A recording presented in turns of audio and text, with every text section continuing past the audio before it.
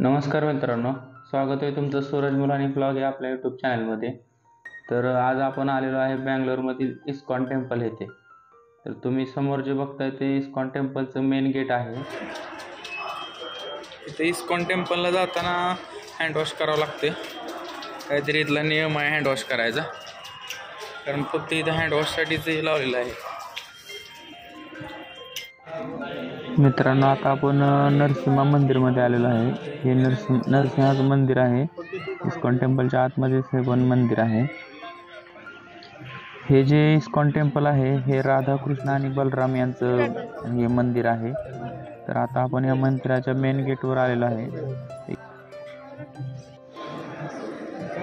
या मंदिरामध्ये आता तुम्ही जे समोरच्या साईडला जे बघताय ते सोन्याचं असं लेप दिलेलं आहे त्या खांबांना वगैरे, आणि ते 17 मीटर उंच आहे। या मंदिराचं जे कलश आहे ते पण 8.5 मीटर उंच आहे, आणि त्याला पण सोन्याचा असा लेप दिलेला आहे वर। आता हे तुम्ही समोर बघता हे मधल्या साईडला राधा आणि कृष्ण असं मंदिर आहे, आणि त्याच्याच इकडच्या साईडला कृष्ण आणि बलराम। मंदिराच्या उजव्या साईडला भगवद्गीता वगैरे आणि कृष्ण चरित्र अशी वेगवेगळी कृष्णांवर आधारित अशी पुस्तक आहेत। मंदिराच्या आवारातच तिथं वेगवेगळ्या प्रकारच्या वस्तू, खेळणे वगैरे विक्रीसाठी उपलब्ध आहेत।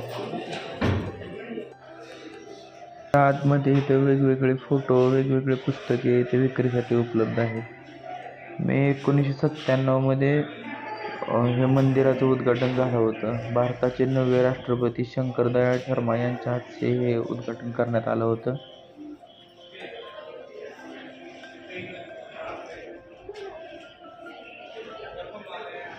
मंदिरामध्ये जिथं खालच्या साईडला आपल्याला वेगवेगळ्या प्रकारच्या मिठाई इथं विक्रीस उपलब्ध आहेत, ते आपण इथं विकत घेऊ शकतो।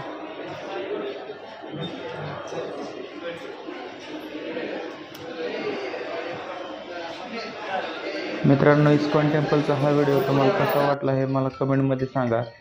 व्हिडिओ जर तुम्हाला आवडला असेल तर व्हिडिओला लाईक करा, चॅनलला सुद्धा सबस्क्राईब करायला विसरू नका।